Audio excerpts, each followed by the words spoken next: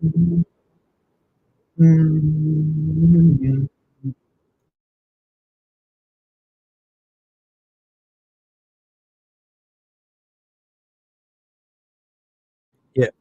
yeah, yeah, yeah.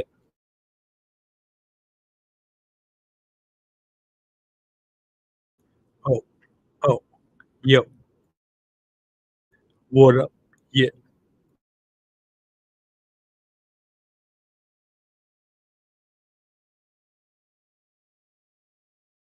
Hello, everybody, and welcome. This is the Apostate Prophet. Uh, this time we had a slightly different intro music where you could hear special sound effects for your entertainment and amusement. Oh, snap, Uh, they could hear us? yes, no, they can hear me, not you. Oh Yeah, man, if they could yeah, hear me, then I would add some sick beatboxing to yeah, yeah. that intro. I should have done that. And Maybe next time. maybe some scratching. Yeah, we can arrange that for next time, or we can record it under very professional circumstances, as we always do.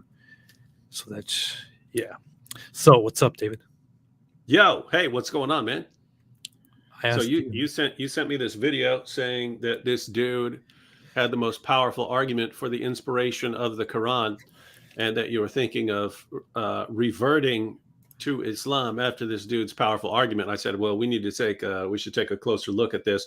And then I looked at the comments, and like Ali Dawa is like, this is brilliant. And so Yeah, it's got yeah, the yeah. stamp of approval of Ali Dawa. In fact, after if we get a chance, after we go through the video, we should look at the comments on how people are praising this video for being so insanely brilliant and such a decisive refutation of critics Well, like I you. want to keep this one not to the end, but show it right away. I mean, I saw the video and I thought, oh, okay, I don't know, and then I went through the comment section and I saw highlighted this comment here by Ali Dawa, which said, "Oh, not here. What's happening here?" Which said, "Assalamu alaikum, brilliant video, heart."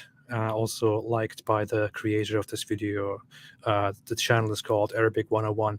And when I saw Ali Dawa praise this as a brilliant video, I thought, wow, this is just purely amazing. I will probably now convert to Islam again. But then I reached out to David and said, "Hey, David, I saw this video and it really convinced me that Islam is true. It shows us clear proof that the Quran is from Allah." So David said, hold on a minute, man. Hold on. Let me look at that. So here we are.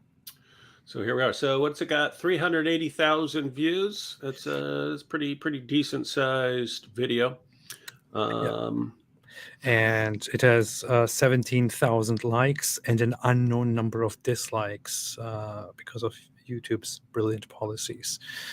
So, Judging by the comments, those would have been overwhelmingly favorable. yeah. There would have been probably almost no dislikes because everyone says it's brilliant. Yeah, it is clear to me that Allah has blessed you with Quranic knowledge. We believe in Allah and His Messenger, absolutely cleared the air of ignorance and doubt and left a shining light. Even the blind could recognize, but the hearts are turned to the truth only by the grace of Allah, and so on. So very powerful, very powerful. Yeah, we want to now consume this mind-blowing piece of information and give our thoughts in response to it. If you are not ready for this, I just want to give you a warning in advance. As we are watching this video, it might cause serious intentions of converting to Islam. If you want to protect yourself from that, you can leave now or close your cover your ears. Yeah, otherwise you might be Muslim by the end of this show. Definitely. So, anything else, or do you want to jump in, David? We should it's like pulling off a band-aid, man. Just gotta do it. Yep. Exactly. Precisely. Then let's jump right into it. Oh, hello everyone, by the way. Hello, what's up everyone, by the way? Yo. Okay, let's start. All right. The title is "The Strangest Proof That the Quran is from Allah." Yeah, by the way, why is that, other than trying to get, because there was nothing strange about this. I mean, it's the same old stuff. So did you know anything strange about it?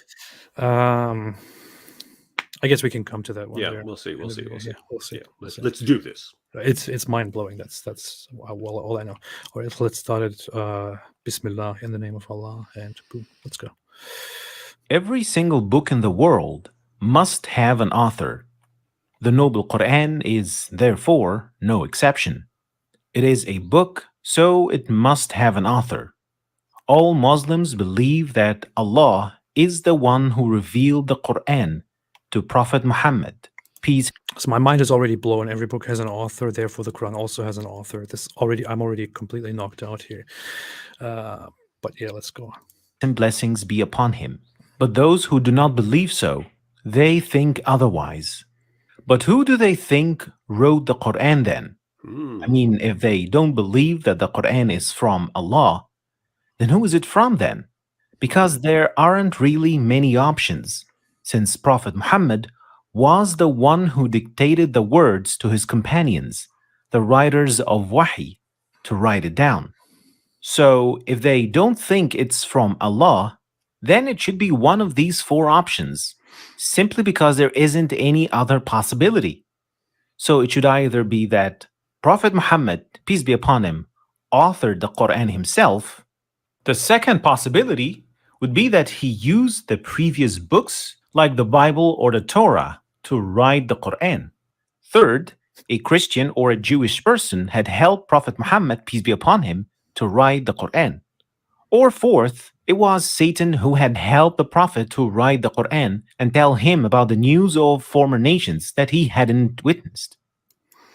There's something really weird here, which is that he says he lists four possibilities as authors of the Quran, but then this one is already Prophet Muhammad himself wrote it. This one is Prophet Muhammad wrote it by looking at previous books. This one is Prophet Muhammad wrote it with somebody else's help, and this one is Satan helped Prophet Muhammad write Yeah, it. so it's all Muhammad wrote it. Yeah, did I miss something, or is that just? It's just how did he go about writing it? But that's all one option. And notice he's already put this into a kind of false dichotomy, right? Like it's either from Allah or these four explanations. When there are other explanations, there are people who believe that the Quran existed in some form before the time of Muhammad, or that it came about after the time of Muhammad, and that Muhammad had nothing to do with it except maybe utilizing it for himself, or even that there are people who believe that Muhammad didn't exist, and that all of the stories about Muhammad were later fabrications on some scriptures that were circulating before the story about Muhammad was invented. So just to be clear, I didn't invent that, but I mean, and that's not my view. But for him to say that these are the only possibilities, it's either from Allah or it's this, then he's already got a problem here. Yeah, I mean, in my opinion, it is just a very reasonable explanation that Muhammad did indeed. I mean, he didn't write anything; he allegedly dictated the whole thing. I would say that he did dictate the whole thing with the help of information that he got from others by hearsay, and maybe even with deliberate help, as we can see in some narrations.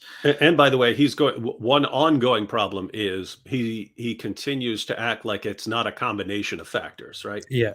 Like if Muhammad wrote it himself, then by himself without any help from previous scriptures, blah blah blah, then here's something you can't explain.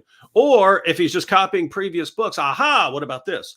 Or if he's getting someone's help, what about this? Haha, yeah. Right? And not what plagiarists actually do, namely get their stuff from a bunch of. Matter of fact, I used to grade papers when I was teaching philosophy of human nature and philosophical ethics at Fordham, and students had to write papers, and I would grade their papers, and I could tell when they started sounding like a different person, right? And I would search for that, and then you find it like on Wikipedia and find out someone just copied a paragraph out of Wikipedia. But notice, following this reasoning that this guy's going to use for his entire video, all a student would have to do is walk in and say, but look at my opening paragraph. That's not on Wikipedia. So you see, I couldn't have copied Wikipedia. It doesn't make sense. You could copy 50 different sources all in one paper. You can get your material, and you could get it by listening to someone. You could get it by copying something. There's all sorts of ways you can get it. But so anyway, this guy should really take a basic logic class. Yeah, you could theoretically believe in all of these 4 options if you believe that Satan exists. You could believe that the mix of all of these is true. And I have to point out, you could even believe that some of it came from Allah, right? Like you could believe Maybe, that Muhammad initially got some revelations, and then instead of remaining faithful, he started adding his own stuff to it. And you could even say, hey, the Quran says if he fabricates a revelation, then Allah would sever his aorta, and that happened. So he obviously fabricated some of it. But notice, you could believe that Muhammad's getting some of the ideas out of his own head. And notice that could be intentionally or unintentionally. One, you could say he's crazy and he really does think he's getting these revelations, or you could say he's deliberately inventing them. You could believe in a combination that some of the things he knows he's inventing, some of the things he thinks are actually revelations. Previous books, some of it is coming from previous books, some of it isn't. Getting someone's help, some of it he's getting people's help, and different people's help from different groups. And you could also believe that Satan is actually inspiring verses, with good reason, since the Muslim sources themselves say that Satan inspired some of the Quranic revelations. Yeah. But notice all kinds of possibilities here. Go ahead. Definitely. Sagar Özkan said, AP, you remind me of Sokka from Avatar. I've never seen Avatar. I don't know who that is, but... Me too. I'm going to one day, but I bet it's very interesting. Must be some weird blue alien... No, I think it's a different Avatar. I think this is a cartoon Avatar. I don't know. Oh, okay. Oh, the thing with the arrow on the head. Yeah, or something. Yeah, I think maybe. I don't know. Let's move on. Let's see. So these 4 are the only possibilities there are. Only possibilities. And was not. That is not how it works. But yeah, he keeps doing that. But go ahead. From Allah. There are no other options as to where the Quran came from. Well, there are lots of different options, such as that there is a compilation of sources. But we have already gone through that. Let's move on. So if we can disprove or refute these 4 possibilities, then we're left with the only remaining possibility. Only one. That it is from Allah. That is again not how it works. So the entire premise here is already faulty, which is why the entire argument here fails from the very beginning. Yeah, you could actually stop the entire live stream right now and say, okay, we do not need to hear anything else you say, because the way you've set it up is already false and stupid. Yeah, it is already wrong off the very beginning. It has already debunked itself by basic logic, but we are just going to go on anyway. And it's like, I mean, you'd have to actually come up with words like a false quadrilemma rather than, fallacy of false dilemma, because it's given 4 options here. But you could actually think of it in terms of a series of false dilemmas. Like it's either Allah or it's these options and so on. But notice, guys, fallacy of false dilemma, it acts like you have to choose this or that when you don't, right? It's like if I say I'm a prophet, I say, everyone, guess what? I'm a prophet. Either I'm getting my revelations from God, or I'm getting my revelations from a grilled cheese sandwich. You don't think I'm getting it from the grilled cheese sandwich, do you? Therefore, it's from God. You would all instantly notice how utterly idiotic that is. But that's what this guy is doing. Yeah. But it gets worse. Let's go. Possibilities one by one and see how they stack up. Yes. First, Prophet Muhammad was the one who authored the Quran himself. And if you do think so, then how can you explain the following problems? The first problem is the style of writing. We do know how the Prophet talked and what his style looked like. How? We do indeed have thousands of ahadith, which are the quotations and sayings of the Prophet. So we know exactly what the style of these sayings look like. Like one objection from off the very beginning, I know hadith studies. Mm-hmm. I am aware of hadith studies, and one thing that is known is that the hadith, the narrations, the reports that we have are reports of what Muhammad allegedly said. They are not word for word transmissions of things that Muhammad actually word for word said. So we cannot know how Muhammad really talked. Yeah. So in other words, you'll read 5 different hadiths, and they will all be reporting what Muhammad said, but they will all be different, in the way they said it, and it becomes clear they're not giving a perfect quotation that gives you the fine points of his, his speaking style. Yeah. They're just, giving you the gist of what he said. Is that right? Yeah. Second objection is also anyone who has ever written something is probably aware that you don't always write the way you speak. When Correct. I write something, I write in a much more formal way as opposed to when I speak here. Mm-hmm. So yeah, especially if you're writing something like the Quran, where it's more poetic, right? Like if you're composing verses of poetry. Yeah. In other words, so Homer composed the Iliad and the Odyssey. Imagine you had quotations from Homer and you said, well, this is just Homer talking while he's drinking a beer, and it sounds different from the poetry version. Yeah, because some people have different styles.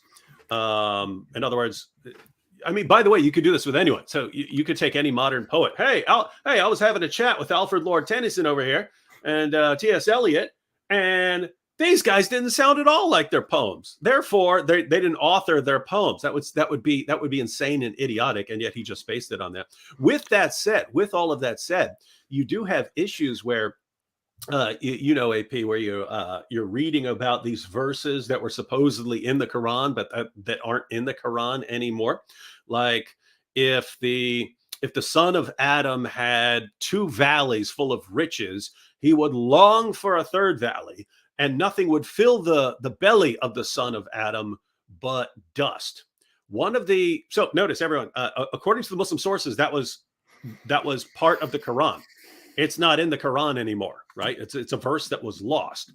When you ask Muslim scholars and apologists to explain why that is, the sloppy answer is, it was abrogated. Doesn't make any sense. Abrogation is supposed to be abrogations of commands. That's not a command about anything. That's talking about people wanting riches. One of the most common responses to that is that there was confusion in the Muslim community about whether that was just a quotation from Muhammad or whether it's in the Quran.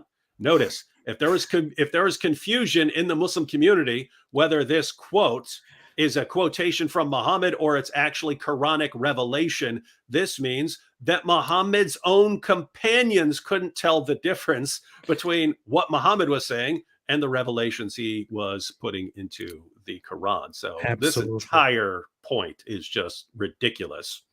That is, there's nothing else that needs to be said. That was precisely what debunks it here. But other than that, just a very quick remark. If I want to sit here and recite something without even writing it, I will probably make sure that it sounds very different from the way I'm speaking right now, deliberately. If I do that with good intention of making it sound better, or if I'm being fraudulent and acting as if I was speaking from the mouth of somebody else, that's what I would do. And that's what Muhammad could have done as well. So this is not a refutation at all. By the way, in fact, I mean, you could take this further and point out the problem. I mean, that this is actually a problem for the Quran, because he's pointing out that when people actually talk, they use different styles from other people, and therefore it's a different style. But notice, pretty much everyone who speaks in the Quran has the same style, right? Jesus sounds like John the Baptist, who sounds like Abraham, who sounds like Moses. They all sound exactly the same, and yet they lived in completely different times.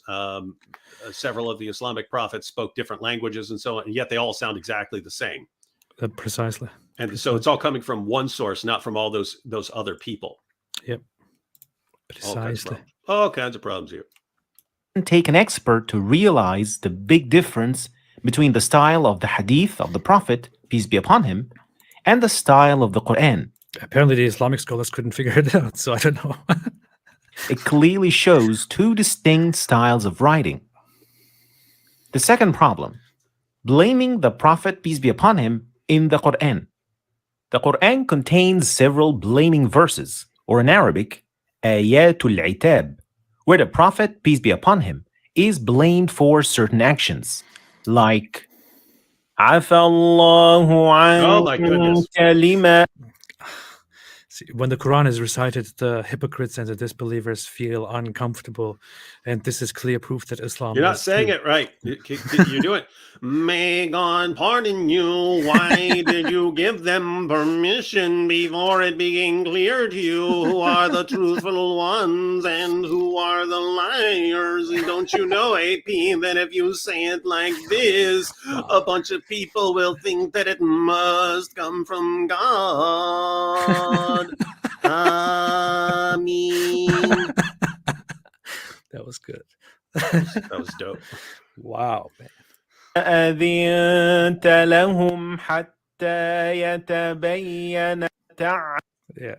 or يا أيها. Oh, so he doesn't even put the translation. He just recites it, and then yeah. The translation's down there at the bottom. يحرم ما أحل الله لك تبتغي مرضات أزواجك. I find this one very funny. Like, he wants to, of course, make the argument that the Quran contains verses which blame or reprimand Muhammad. So, and if he himself is the author, why would they be included? But the verse that is listed, that is shown here as an example to that, is a verse that is precisely the opposite, there to give him an excuse to do things, a permission to do things that got him in trouble before. Yeah, no, but notice, because this cuts both ways. This is brilliant, by the way. No. So this is the beginning of Surah 66. O Prophet, why should you forbid yourself what God has made lawful to you in order to please your wife? So Allah rebukes. So this is the argument. Allah here rebukes Muhammad, because Muhammad said, okay, I'm going to stop having sex with my slave girl after his wives complained. And then Allah comes back and reveals the opening verses of Surah 66. And he says, hey, why did you forbid your slave girl for yourself as as your sex slave? I didn't tell you to forbid that. I didn't tell you that. And Muhammad said, oh, okay, well, I'll go ahead and start having sex with my slave girl again, even though I swore an oath by Allah to my wives that I would stop having sex with this slave. Keep in mind, their real objection wasn't that he was having sex with a slave girl. It was that he was having sex with his slave girl in the beds of his wives, of his regular wives, right? So Hafsa goes out for some groceries, and Muhammad, ooh, I can knock one out real quick, get a little nooner with my sex slave in my wife Hafsa's bed. She comes home early, and he's in trouble. So to shut his wives up, he says, I swear I'll never touch that woman again. That's when he gets the revelation. So notice, our good friend here, our Muslim friend, is saying, you see, this verse blames Muhammad. Now, why would he invent something? Why would he make something up about blaming himself, telling him he shouldn't have sworn this oath? Because he wanted to have sex with his slave girl again, and he realized, man, I really messed up. Notice, guys, this would be like me. I mean, just imagine a situation like this where I promise that I'm going to do something, and then I don't want to keep that promise. And so I go, I got a revelation. God told me, you stupid idiot. Why'd you say that? And so I'm not going to keep my promise anymore. I'm going to break my promise because God told me. This guy actually takes that as confirmation that the revelations didn't come from you, that you're not impacting your own revelations, which is, I mean, isn't it so weird? We look at this Quran verse, and you and I, and many of us think, this just looks like Muhammad himself made it up. We use this verse as this is one of our go-to verses for this. Yeah. And this guy says, look, in this verse, he blames himself. So how could he have made it up? Only possible interpretation. Wow, man. It is amazing. Powerful stuff. Yeah. أزواجك. Or in this example, عبس وتولى أن جاءه الأعمى. And there are many other examples belonging to the same category. So it was the Prophet himself who wrote the Quran. Why would he blame himself in front of his companions? Very simple, but go ahead, David. Oh no, I mean, yeah, even if you don't go with the you know, the dumb example he used and so on, um, Muhammad changed his mind a lot. Yeah. And so he would do something, and then his companions would complain to him about something, and then suddenly the revelations would change and tell Muhammad that he was wrong about this or that. Um, yeah, the idea that this somehow means none of this is coming from Muhammad would you'd have to defend the idea that one, a man would never change his mind about something, and two, that a man who's fabricating revelations, once he's changed his mind, would never say that God told him, you were wrong before, and this is the way to do it. And until you defend those, which I don't think you can, because that sounds insane to me, this whole point falls apart. So notice he's 0 for 2 here in this beginning. I want to say it's very simple to me. I mean, the question here is, if he himself made up the Quran, or if he himself authored the Quran, then why would he blame himself inside the Quran? It's very simple. There are different possibilities, but I would say it is very common that authors actually criticize themselves in writings about themselves or about things, about other things, in autobiographies.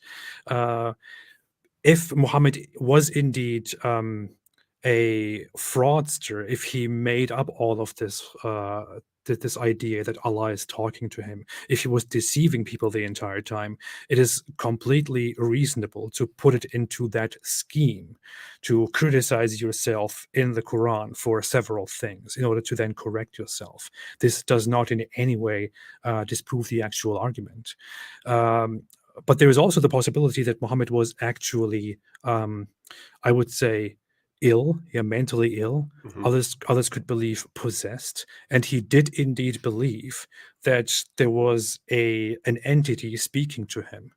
And it is entirely possible that as he was creating these verses out of his mind, he was indeed criticizing himself from the perspective of that entity, or that entity in his head was criticizing him, was reprimanding him, maybe severely. And he included those things into the Quran because he genuinely believed that the source from which those things are coming is God, is Allah.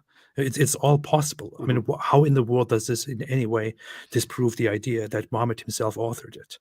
Yeah, so this goes back to what I mentioned earlier, namely that if you believe that the source of Muhammad's revelations, or at least certain revelations, is his own mind, if he's somehow getting this from his own mind, you still have further possibilities of either he's getting it from his own mind intentionally, in other words, he's actually actively deceiving people and knows it, or two, it's unintentional, as you pointed out, that he's like mentally ill or something like that. And so if he's deliberately fabricating verses, then it's pretty straightforward why he might change his mind about something and then say, "Oh, God told me to change my mind about this."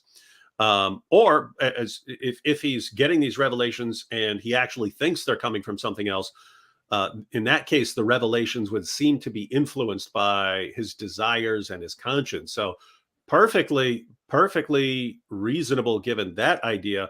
If he does something, feels guilty about it, then comes back, and then his next revelation is, "Shame on you for doing that, Muhammad."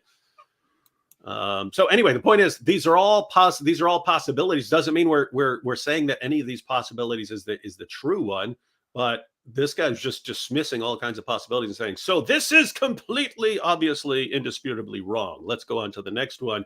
And he keeps doing that until, shocker, all that's left is it has to come from Allah. Yeah, but by the way, little side note, because we only talked about one example, but if he's saying that verses that would criticize or blame Muhammad for doing something wrong, that this rules out the idea that Muhammad could be the source of those.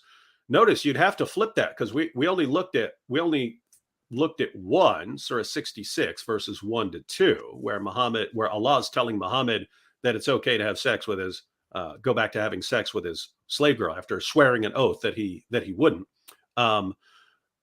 But there are a ton of passages like that, like when Muhammad wants to have more than 4 wives, and Allah says, "Yeah, you can have, yeah, you get as many as you want."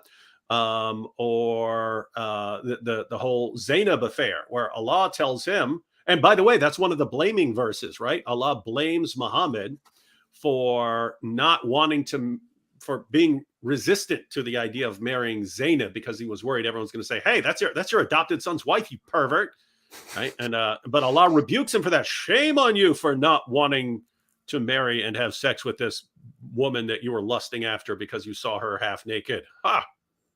And so that, anyway, that's the problem. The point is, if verses that are criticizing Muhammad for something are some sort of evidence that Muhammad's not the source, then wouldn't all these verses that have no purpose other than satisfying Muhammad's perverted desires be evidence that he was getting that from his own mind? Apparently not. So you have been debunked, David. I don't know why you're still trying. Refuted. Been refuted. See. Top G. Top G got us. That's simply not logical. Logical. Keep in mind, AP, as long as you say logical while being completely illogical, you're logical. Of course. That's the rule. That's what they taught me in logic class. That's how it works. The Quran contains many prophecies about many events, Here we go. some of which actually came true in the time of the Prophet, like the one in Surah Ar-Rum. غُلِبَتِ الرُّومُ في أدنى الأرض وهم من بعد غلبهم سيغلبون في بضع سنين. Or the prophecy about the liberation of Mecca. Do you want to say anything about this wonderful prophecy?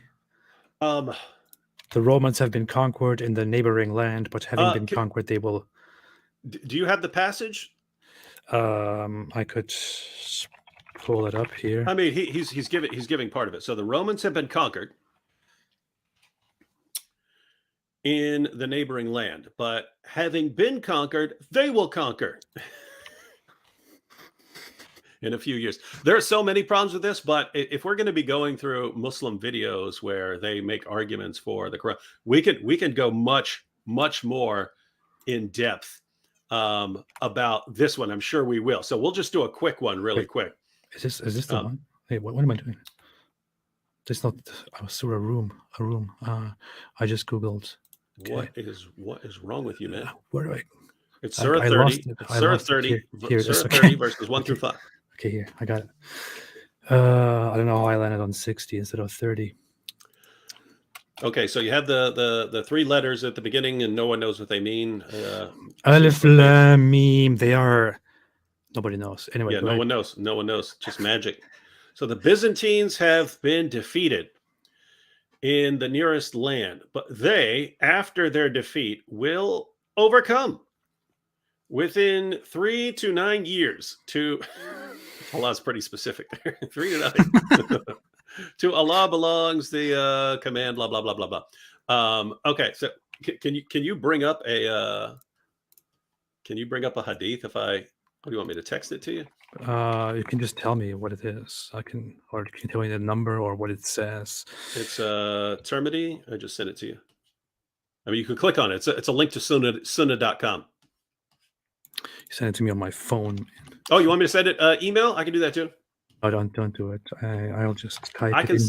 I can send this in 8 different ways, man. 8 type different ways. a URL here. Oh, okay, wait, I could just share it in the chat. Yeah, I got it. Yeah. Okay. Yeah, you could do that too. Technically.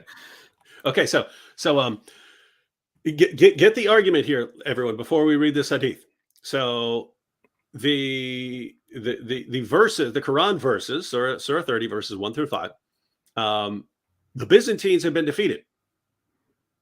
By whom? Well, it's supposedly the Persians. So just so everyone understands the passage, you got the Byzantines, who those were Christians, and the Persians, who were not people of the book. So the unbelievers, the idolaters of Mecca, when they heard that the the Byzantines had been defeated, they threw it in the face of the Muslims and said, ha, they're the people of the book like you, but they've been defeated by idolaters like us. You see, Allah is not helping you people of the book. And so the believers were sad. The Muslims were sad. But the verse said, but don't worry too much about it, because the Byzantines will come back and win a battle. Right? Now, notice this would be like, AP, I want to put this prophecy right here so it's preserved for the near future. The Pittsburgh Steelers were defeated and did not make the playoffs, the NFL playoffs this year. But I predict that they will soon, within a certain number of years, could be 9 or so, they will return to the playoffs. Okay, guess what? That's going to happen. I'm going to be proven a true prophet because of that. Because guess what? These games go back and forth. Seasons go back and forth. Same thing. The Byzantines and the Persians were fighting for a long time. Hey, they won a battle, but they'll eventually win a battle. Oh my goodness, it's true. So anyway, the point is that the absurdity of the argument, but that's aside from some certain problems, namely. You're really understating how long those wars lasted, by the way. The Yeah. Byzantine-Sasanian War, for example, was, according to the numbers given historically, from 602 to 628. And this was just one of the wars that were going on between the Roman or Eastern Roman Empire and the Persians. They were constantly at war for a very long time. Yeah. So anyway, so that's like the overarching problem. There are many other problems, like whether what Muhammad said would happen actually happened within a 3 to 9 year period, and so on, and him even needing to change the duration and so on to make it fit. But then one additional problem, that's why I said we could just do this quickly by just reading a hadith. According to the Muslim sources are all over the place on when these revelations were received. And some of the hadiths even say that Muhammad received the revelation after the Romans, the Byzantines, came back and won their victory. And here's an example. This is Jami at-Tirmidhi, 3192. I recommend everyone saving this for whenever this argument pops up. Abu Sa'id narrated, pay attention, everyone, on the day of Badr. So we're talking about Battle of Badr times. So after the move to Medina. On the day of Badr, the Romans had a victory over the Persians. So notice years earlier, the Persians had won a victory over the Romans. Now the Romans had a victory over the Persians during the time of Badr. So the believers were pleased with that. Then the following was revealed. Aleph Lam Mim, the Romans have been defeated, up to the saying, the believers will rejoice. Guys, notice, because I notice this is a lot, but get the main point. The idea is originally, so the Muslim theory is that the Persians defeated the Byzantines in a battle, and that Muhammad prophesied that the Romans would eventually come back and win a battle. Ooh, shocker. That would be shocking if he was right, even though I could have said, yep, pretty much definitely that's going to happen. That's obvious. Anyone can know that. But according to this, it wasn't until after the Romans came back and won a victory that Muhammad received this revelation saying, you see, the Romans are going to come back and win a victory. Did you catch that? So look, on the day of Badr, so this is years after the Persians had won their victory, the Romans had a victory. So notice, it's already happening right now. The Romans had a victory. So the believers were pleased with that. Then the following was revealed. Then the verses were revealed. So this is supposedly a prophecy that was revealed after everything already happened. Mm-hmm. Isn't that amazing? Wow. Shocker. I predict that there's going to be a pandemic a couple years ago. Oh, happened. I remember there's also a narration of which says that the revelation of these verses happened as the fighting was taking place, and part of it was revealed after a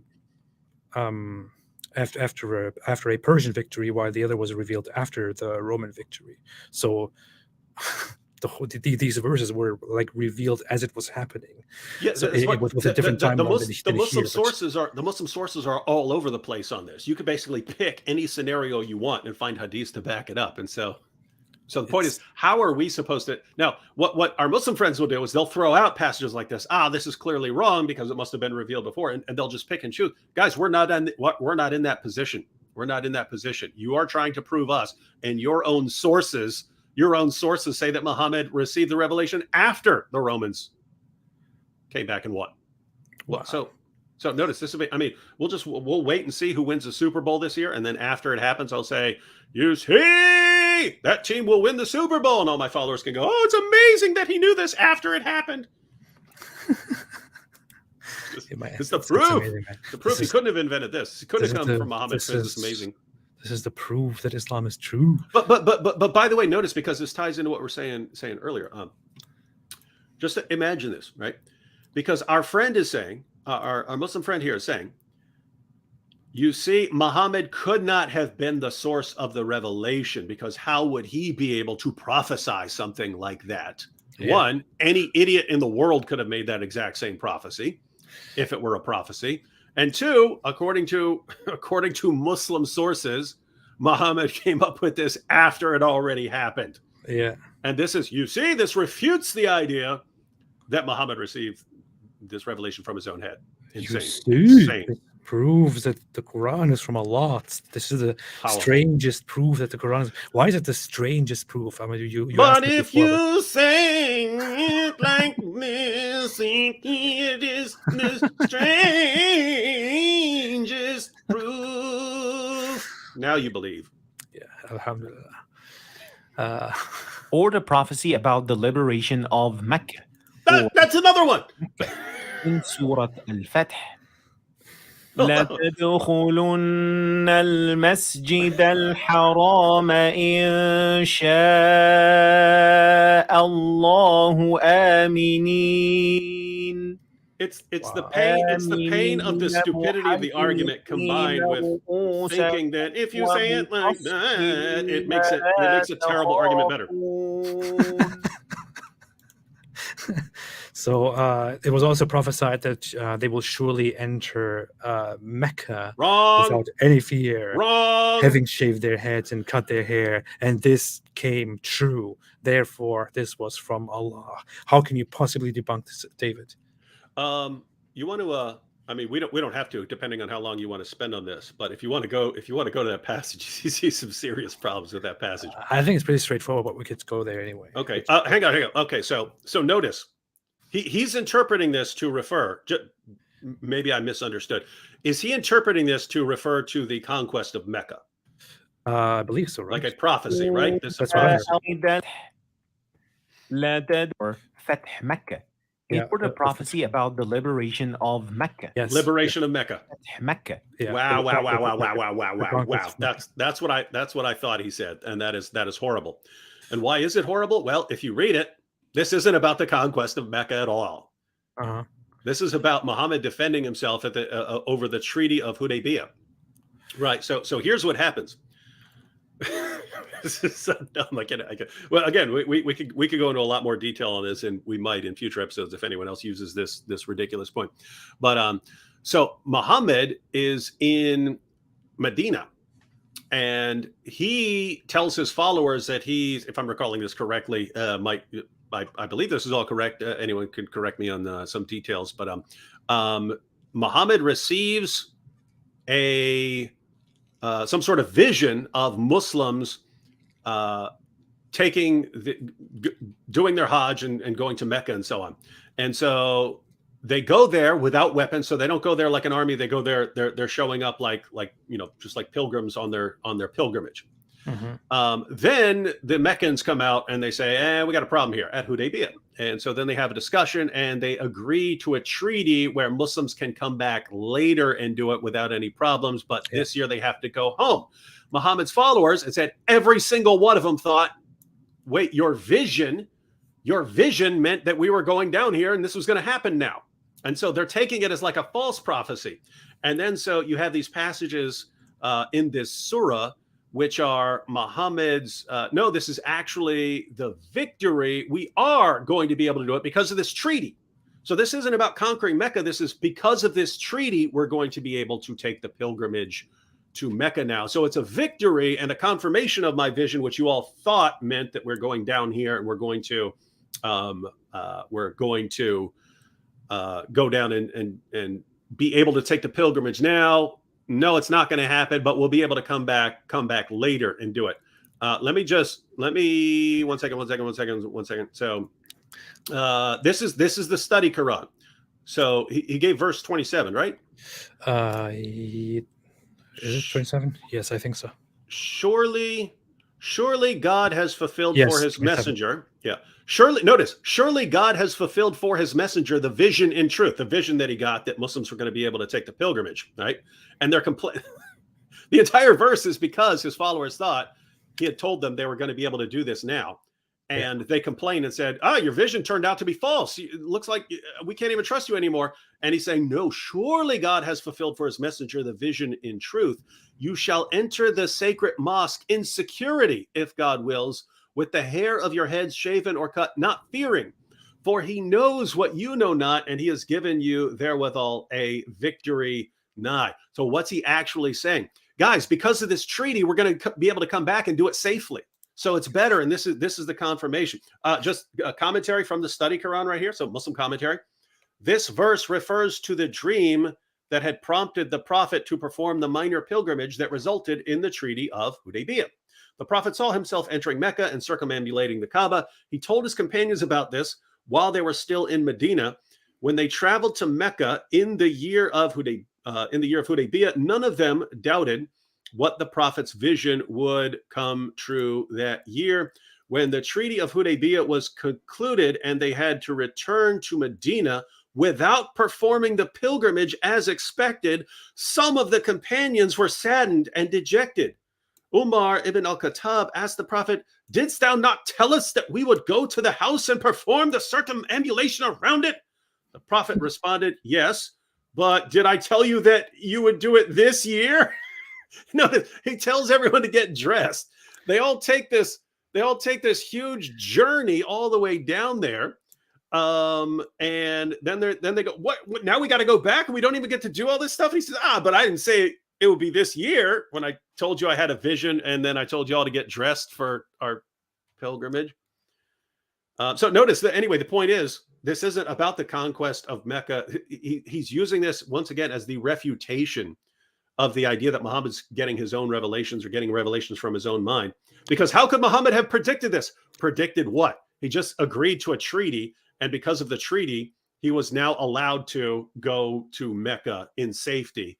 And he says, hey, now we get to go there in safety. And our guy's taking this as a miraculous fulfilled prophecy. And imagine a bunch of people follow this prophet guy because they believe that he is the prophet of Allah, and he does everything deliberately by the guidance of Allah. He takes all his people, makes them dress up for pilgrimage, makes them walk a long way to go to the pilgrimage because he promises them that they will be able to perform the pilgrimage. They go there, are rejected, have to come back next year.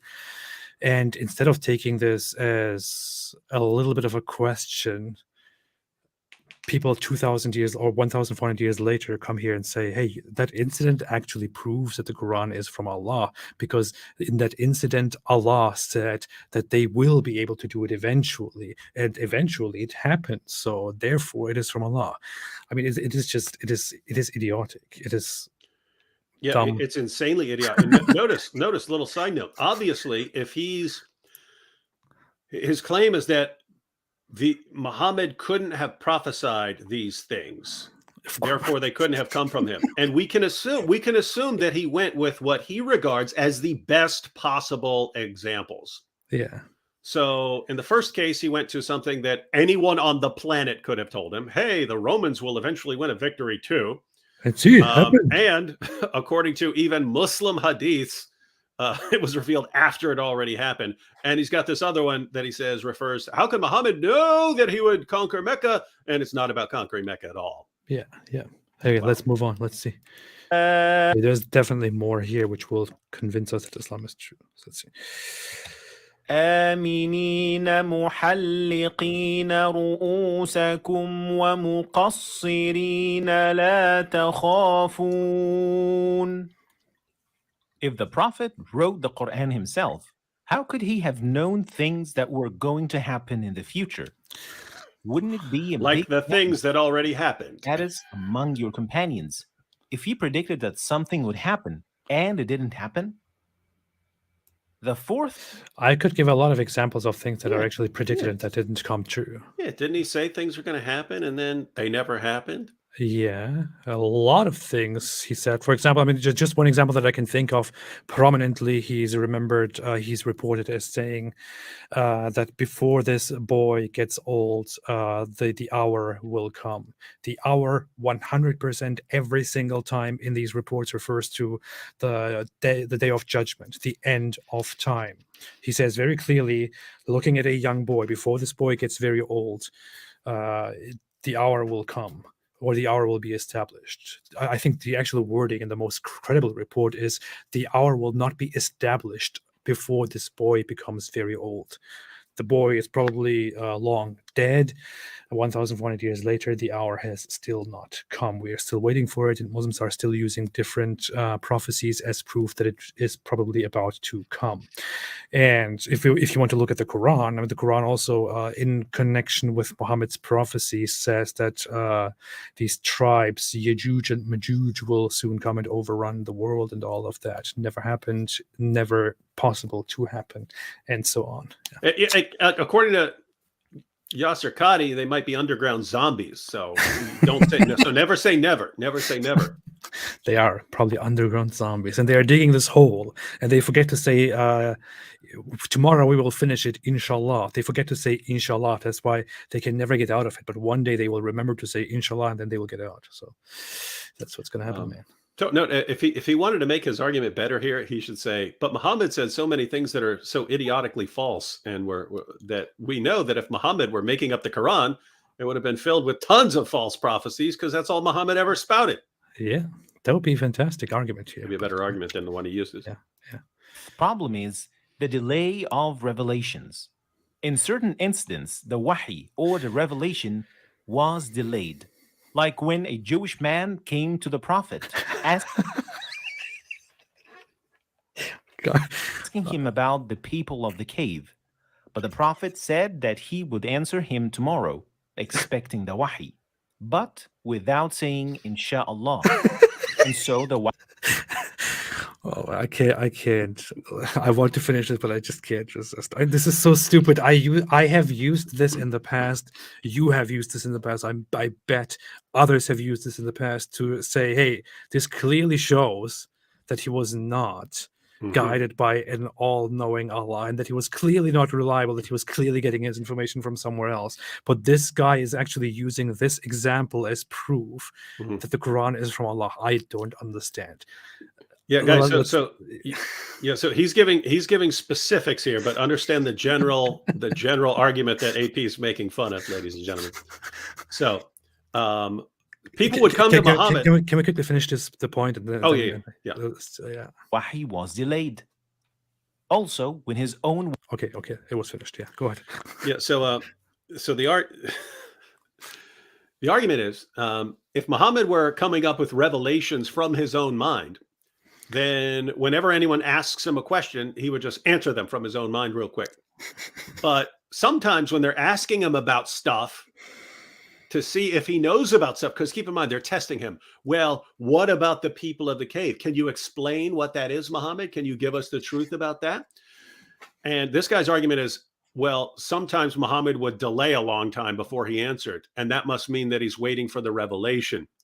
And what AP is saying is, it's more like he's going around asking people about this so he can give a response, right? Like he has to do a little bit of research. In other words, hey, I don't know the answer to that. Let me go and ask around until I find it. And then once he's figured it out, then he comes back, I've received a revelation. Right? Yeah.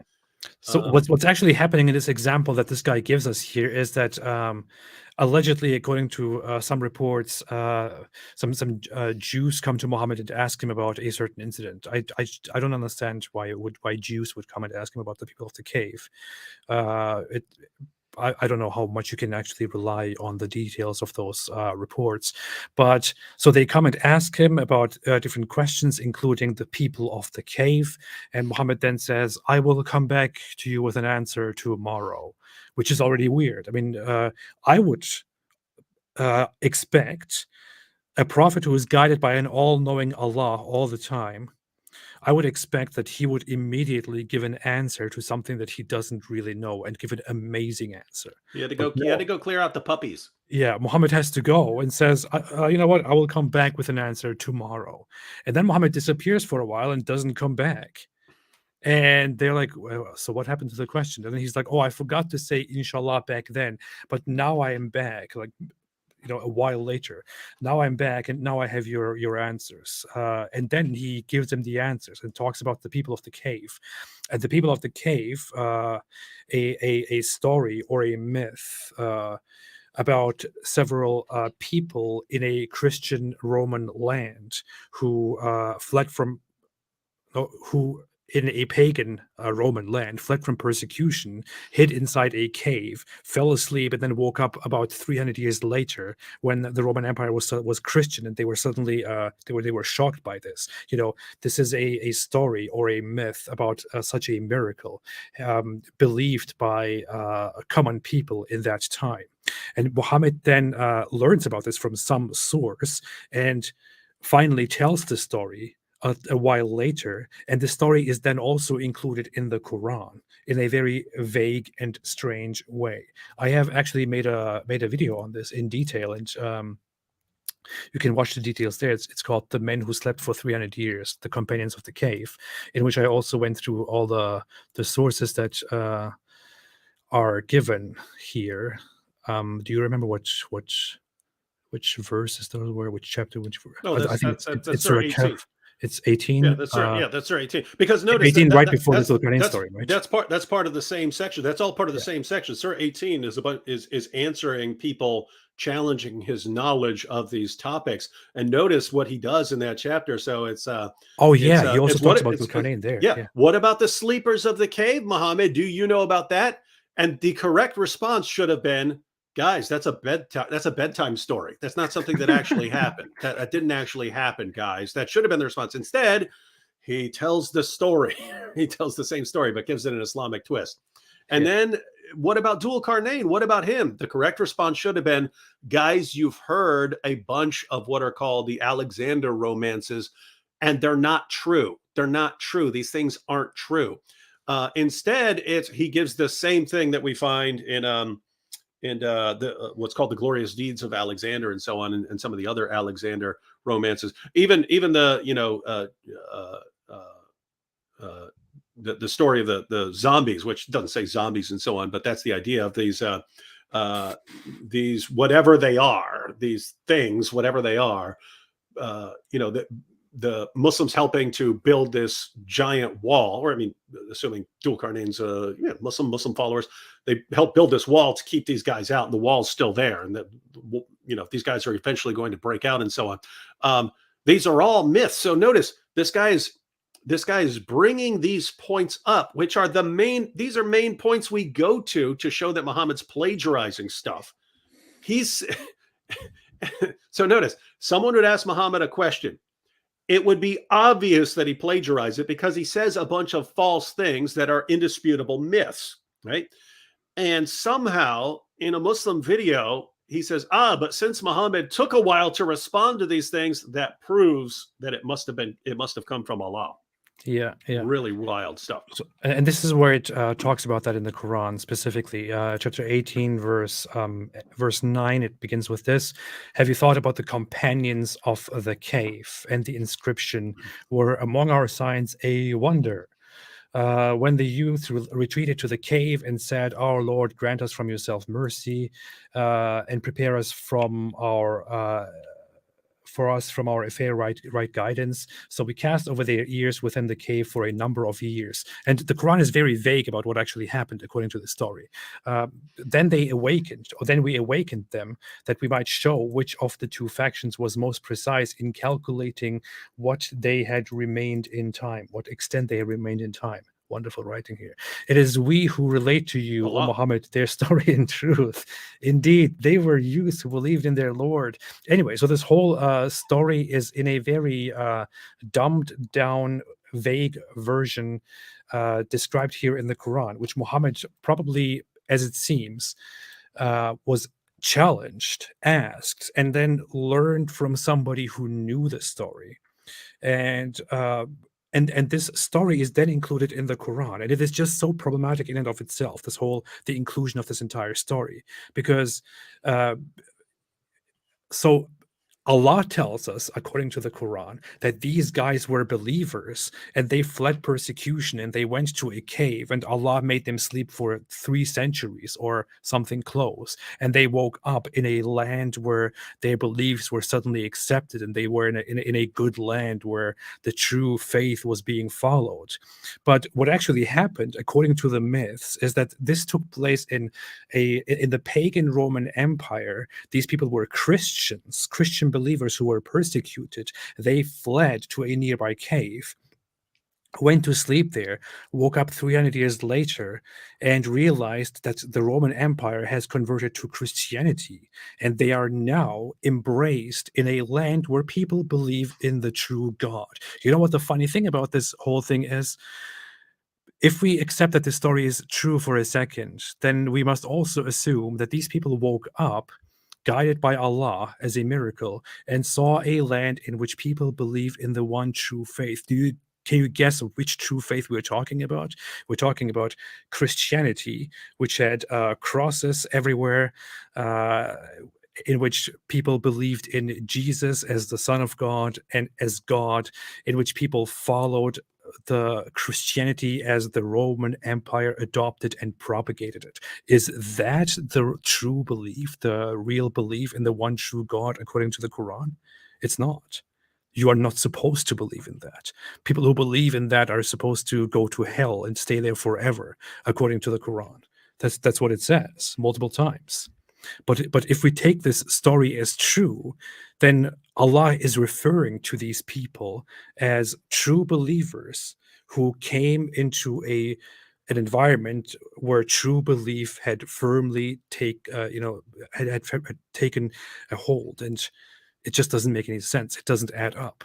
And this just adds more to the whole idea that Muhammad stole this story from other people who were simply repeating myths that they heard from others. But this guy here comes and says, he waited for a while, and the revelation was delayed, and this clearly shows that it came from Allah. How that shows anything is still beyond me. I still don't understand, but yeah. Wild stuff. Yeah, wild stuff. By the way, has he made, we're 6 minutes into the video. Has he made any point so far that is not completely ridiculous and stupid? It is all incredibly stupid, and I really wonder what the next point here is. Yeah, and guys, I just want to, because people are so polarized nowadays, and everyone just, anything they agree with, they call brilliant, and anything they disagree with, they call stupid. That's not what we're doing here, right? There are brilliant people on all sides of all kinds of issues, and there are people who have good arguments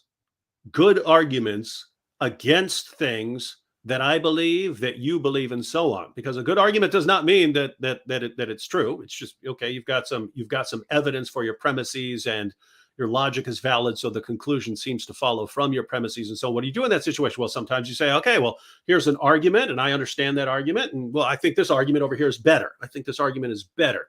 So you can say, hey, this guy's making a good point, or he's got a good argument, that I nevertheless, because of other arguments and other evidence, I don't accept his argument as a decisive refutation of my views. That's not what we're doing here. This is just stupid. This is stupid and insane and idiotic, right? There's nothing that's remotely even a good point here. And but yet, David said it is stupid. That's why he has no answer at all. He has been debunked. The criterion, and because the reason I brought that up is because the real criterion of a good argument in Islam seems to be, does it support Islam? That's the criterion. If it supports Islam, then it doesn't matter how stupid the argument is. It's just treated by the Dawa gangs and so on as a decisive refutation of anything else. And guys, that's just. Did you know that one of the names of the It's Quran bad. is Furqan, and that is also translated as criterion, and you have just used it over and over again, which just clearly proves that Islam is true, you see? But what you don't realize, AP, is that there's a book called The True Furqan, which is an entire Christian, a Christian response to the Muslim challenge of writing something like it. Oh, well, I don't know about And that. that Muslims themselves can't tell the difference between the Quran and the True Furqan. Islam is true, end of story. You see? Wife was falsely accused in her honor.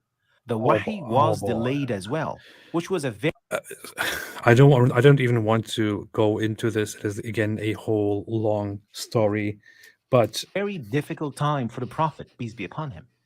If he was the one making the Quran, wouldn't it have been more convenient for him to just come up with an answer in these situations and clear his name and his wife's among his companions? No, not at all. These were not the only two incidents, No. but there are other situations in which the Prophet couldn't give a direct answer because he had to wait for the wahi. And this shows that Allah wrote the Quran. So this is again an incident where his wife Aisha, according to the story, is held back because her bracelet fell down and she was looking for it, or because she was boning. Yeah, or she was making out with some other guy. Yeah, those are the two possibilities. And people said that she was left behind. She stood behind with this other guy, and it is very clear why. Why were those two together while everyone else went ahead? Well, they were making out. They were, committing adultery. Your wife, Muhammad, she was cheating on you, and Muhammad was very upset and very mad about that, and he didn't know what to do about this, and he was in seclusion for a while, and then finally Allah sent a revelation and said, "Oh, Muhammad, don't listen to the people. Your wife is innocent. She didn't do anything." And then everyone was happy and everyone rejoiced. And he said, "Alhamdulillah, Allah has finally shown me the answer. I was very worried." So, and this apparently proves that Allah is the author of the Quran. What do you say to that, David? And Allah's brilliant solution was, well, how are you going to point a finger at her without 4 witnesses? Ha ha! Stumped you. Yeah. Andrew Tate should use that in court, right? This is so stupid. You say I raped her. Ha! Produce your 4 witnesses. You are giving him ideas, man. If he hears this, he will probably do that. Yeah. So notice in every situation, following this guy. I mean, my goodness, guys, if you were to actually take this seriously, what this guy's saying, then if you come up to me and you ask me a topic that I know nothing about, and say, "David, you're claiming to be a prophet. What about this topic?" And it's something I don't know about, and you're trying to stump me to see if I'm really getting it from God. And my response is, "I'll get back to you on that one at some point," and then I disappear for week, a month, or whatever, and come back. Ha ha! I finally know about that thing you asked me about. This guy actually takes that as proof that I'm a prophet, right? He takes it as proof that I wasn't getting this from my own mind or doing any sort of research or anything. I must be getting it from God because I took a bunch of time before I responded. Yeah, let's make it very simple. Let's deconceptualize it. Let's very roughly imagine. I'm asking David here. So, David, you claim that you are a prophet. So, what do you say about what do you know about this? That lemon that bounced off the wall. What do you think about that story? I'm waiting for a revelation from that. Let me go over to Google here. Let me see. Google lemon bouncing off wall. Let me get back to you in a little while. Hey, a bunch of videos of lemons bouncing on the walls. Up, AP, I'm getting a revelation. And this clearly shows that David is a true prophet and he got his revelations from Allah. See? Wow, man. Powerful. Google is Allah. Google is Allah. That's how it works. Ali Dawa said it's brilliant, so. Yeah. Problem number 5. The challenge. There's more? And contains many verses that challenge anyone who doesn't believe it. Oh, the challenge was to produce anything like it. David, haven't you seen me produce many verses on my YouTube channel community tab that sounded just like the Quran, but even better? Tons. In fact, those are some of your funniest posts when you sound exactly like the Quran, except you're just making fun of it. Yeah. See, I can do it. You And can do it. yeah, and I just mentioned that there's an entire book out there called The True Furqan. There are people who will go to Middle East and like just stand up on a bus and start reading from The True Furqan, which is like it's a Christian book that's meant to sound like the Quran. And Muslims who are getting up from the bus thank the man for reading the Quran to them, even though he wasn't. He was reading the true Furqan. So many problems with this ridiculous point. One, you had people who were meeting the challenge during the time of Muhammad. Al-Nadir was one of them. Al-Nadir was one of the guys in Mecca, and he would actually follow Muhammad around when Muhammad claimed that he had a new revelation. Al-Nadir would stand up and recite verses after him and say and challenge Muhammad's followers. In what way is Muhammad's verse better than mine? So notice he's meeting the challenge. By the way, you know what they did? They killed him. That's what they did when they got power. When they got power over him, That's what he did. They killed that dude. So you've got people meeting the challenge there. You've got people meeting the challenge many times since then. You've got AP meeting the challenge, and all you have to do really is uncover what the argument really is. Here's the real challenge. This is the real challenge that is in the minds of Muslims. Here it goes. We challenge you, unbelievers, to write something like the Quran. Bring forth your verses, and then we'll judge whether you've met the challenge.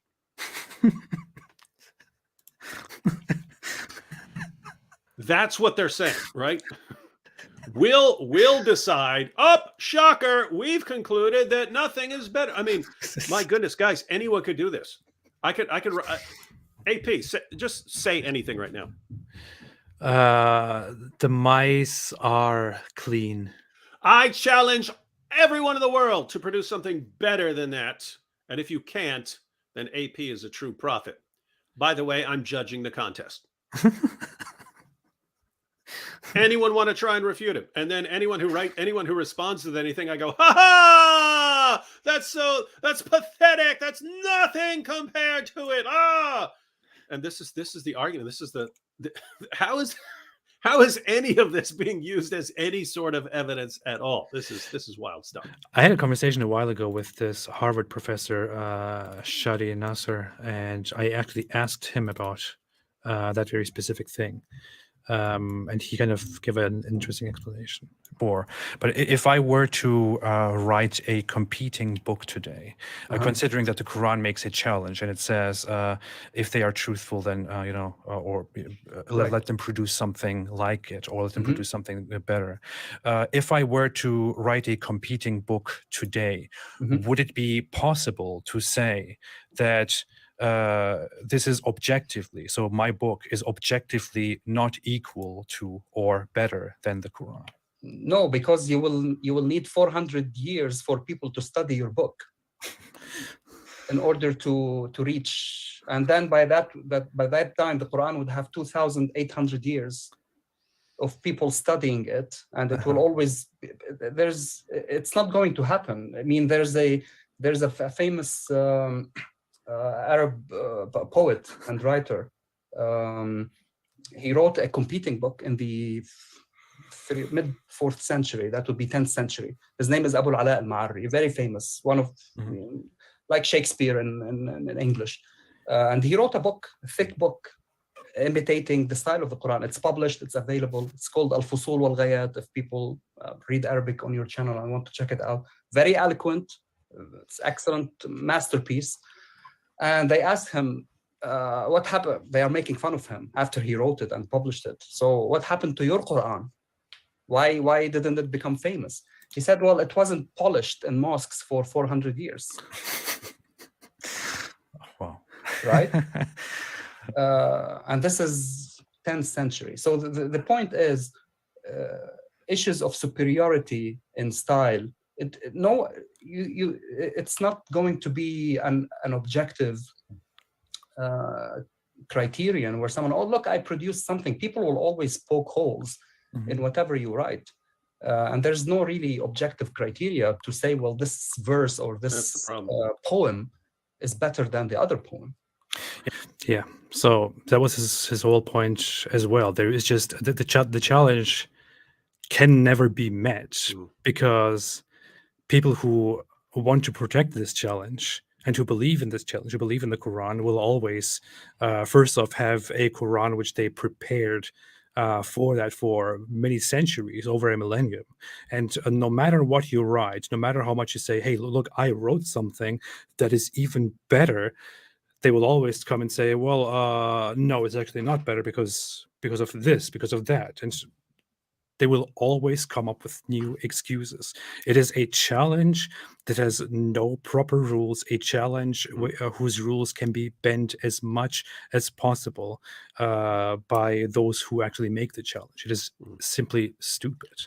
Yeah. So guys, notice you could pick your favorite author of anything, your favorite musician, rapper, anything. Say, hey, Eminem's rhymes are so good, they must come from God. And if you disagree with me, then write something better than Eminem. And by the way, us Eminem fans we're gonna judge whether you've done something better than Eminem. Good luck. Absolutely ridiculous challenge, right? That's the main challenge of the Quran. That's the main challenge of the Quran.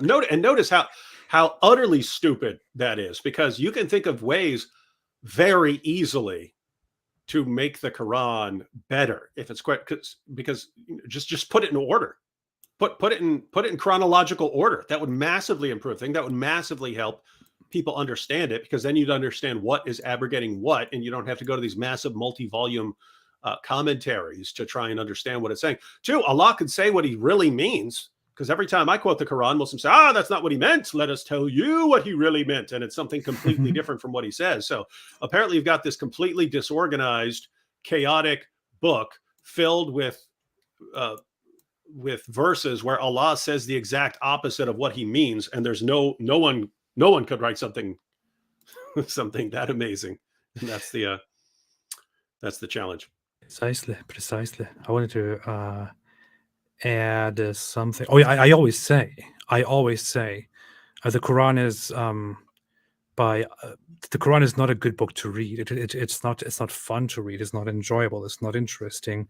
And in Muslim society, I mean, teachers have to keep kids there and to beat them, to force them to read the Quran. This is a well-known thing in the Muslim world, everywhere. So and that's how terrible the Quran is. It doesn't flow.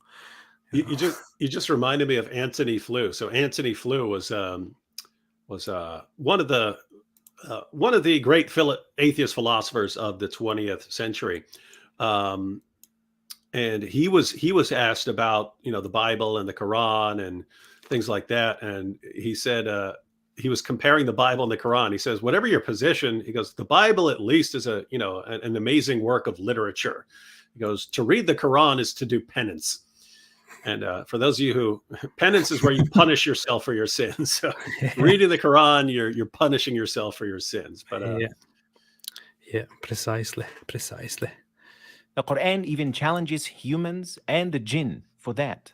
If the prophet, a human, had made... we got a problem here. That challenge. So he mentioned jinn. That was meant too, because not according to me, according to Muslim sources, Satan actually delivered verses to Muhammad. So Satan's a jinn. The satanic verses. Satan delivered verses promoting polytheism to Muhammad. Muhammad delivered the verses to his followers, and Muhammad bowed down in honor of the revelations, promoting prayer to Allat, Alusa, and Manat, 3 pagan goddesses. Muhammad bowed down in honor of the revelations.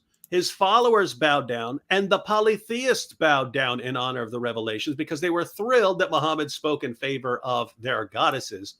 Later, the angel Gabriel supposedly came up to Muhammad and said, "What are you doing? That came from Satan, not from me." And then Muhammad had to go back and correct everyone. Sorry, I delivered those verses from Satan. But notice, according to the story, Satan sounded just like Allah. Sorry.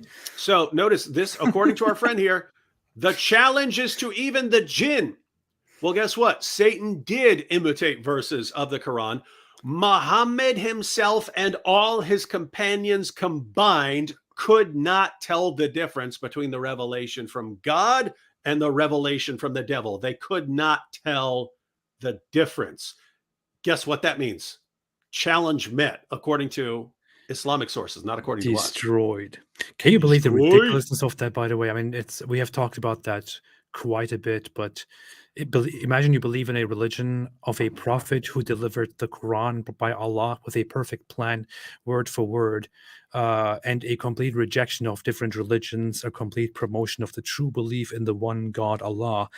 But in the middle of it, Satan came and gave Muhammad these fake revelations of promoting worship or promoting tolerance or co-worship to these false gods that the pagans believed in, and which was then redacted because Muhammad noticed, oops, that was Satan, not Allah. Book recommendation. Wow. This is Before Orthodoxy, the Satanic Verses in Early Islam. This is written by the scholar Shahab Ahmed, and he gives 50, count them, 50 Muslim sources on the Satanic Verses. The story was spread and believed by Muslims themselves for the centuries, for the first centuries, and increasingly became more unpopular among Muslims because it was putting things in question, you know. And nowadays, some Muslim apologists go around saying, "No, it never happened." Yeah. Well, it is the Muslim sources themselves that say it happened. That's where we all get it from. Yeah, and Shahab Ahmed, he actually breaks down how this happened. Originally for the first century and a half of Islam, there was a doctrine of Allah's protection of the prophets, Ismat al-Anbiya, Allah's protection of the prophets. And the doctrine for the first century and a half of Islam was that Allah would protect a true prophet from persisting in any sort of major error. So you might do something really messed up, but Allah is going to bring you out of it. And so the theology of the time, they didn't have a problem with the story of the Satanic Verses because the story of the Satanic Verses actually fits in with that quite nicely. Muhammad promoted polytheism, he committed shirk, but then Allah brings him out of it and corrects him. So it actually fit. Well, after a while, the doctrine, the theology changed, and the doctrine came to mean, the doctrine of Allah's protection of the prophets came to mean that Allah would protect his prophets from committing any sort of major error, not from persisting in it, from committing it at all. And notice, once that's your doctrine, well, you got a big problem if Allah is going to protect his true prophets from committing any sort of major error, and you've got this story with 50 sources on how Muhammad delivered revelations promoting polytheism. We got a problem here. So what do? Do they change their theology to line up with the history, or do they change their history to line up with the theology? They changed their history. We need to throw out all these sources, and that's what they did, and somehow not a problem for Muslims. Alhamdulillah, alhamdulillah. All right. Made the Quran himself. Why would he risk embarrassing himself needlessly by challenging all humans? And It is embarrassing. Anyway, go ahead. What kind of stupid law? The Satanic Verses, that challenge to the jinn was the most embarrassing. I would say it's the most embarrassing. I'm trying to think because he's got some serious competition about all the embarrassing, stupid stuff he did. But Satanic Verses, I'd have to put that at the top. I think one of the most embarrassing things is his whole idea that this little guy in his presence was the Dajjal, and he was very obsessive about it, and he was like spying on that guy. But problem number 6, the personal information of the prophet. The Quran contains no personal information about the prophet. What? Not his life, his children, or his wives. His name was mentioned What? in the entire Quran What only. the heck is he talking about? Which is much fewer than the mention of. First off, wrong. Secondly, so what? How in the world is that an argument here?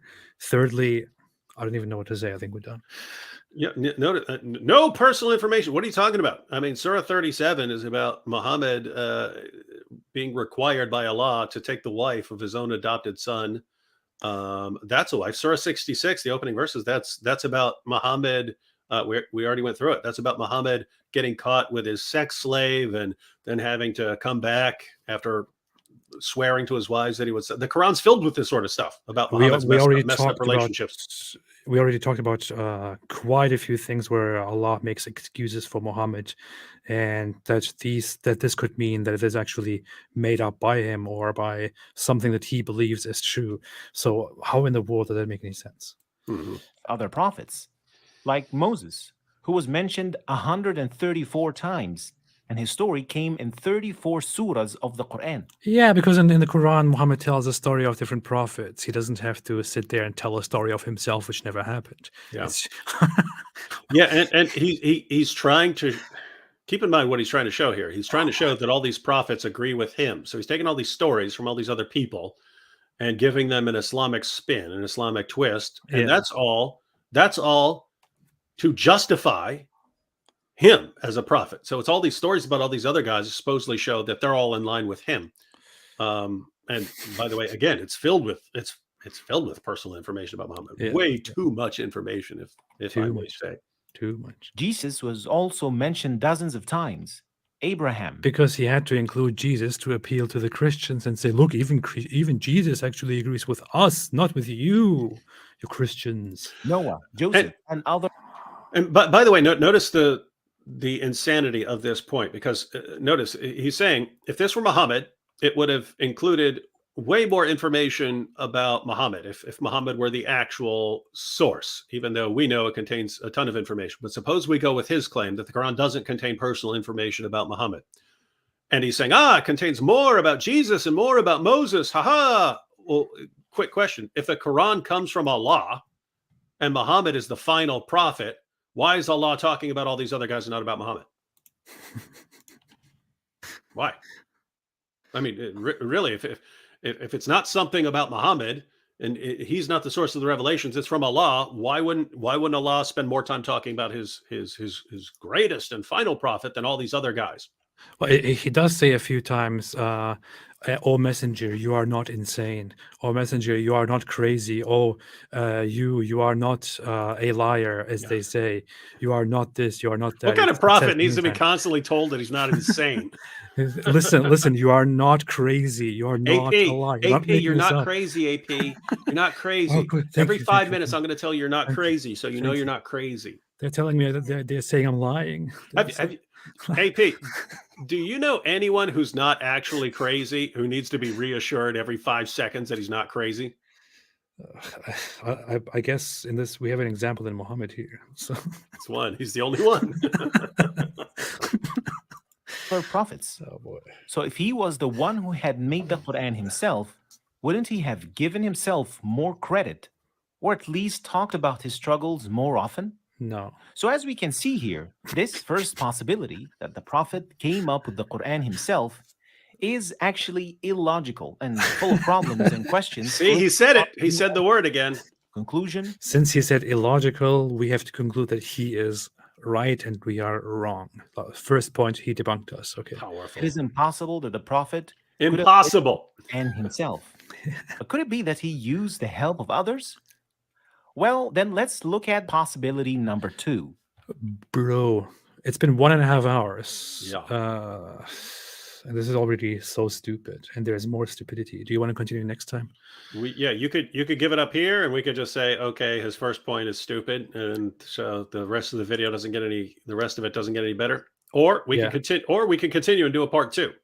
We can continue and make a part 2. I think we should react to the rest of it as well. good. As I see from here, That's a good stopping point. That's a good stopping point. the first point, which is very ridiculous, is already more than half of the video. The rest of it is the second half of the video, and we can just react to that a different time. We could do that. Mm-hmm. That works. Yeah, that works for me as well. That works for me. So, unfortunately, we have not converted to Islam as a result of this. Wow. Shows how stubborn you are. Yeah, or maybe I'm stupid. I don't know. Maybe I'm dumb or something. Maybe that's the problem here, because obviously this is very logical, as we have heard many times. So if it's logical and I'm not convinced by it, then that must mean that I'm illogical and I'm stupid. There is no other possibility. Anything else is impossible. Impossible. Yeah. And any of you at home who are watching this, if you have not converted to Islam, then you are stupid. And dumb. And dumb. and there is no other possibility. It's anything else is impossible.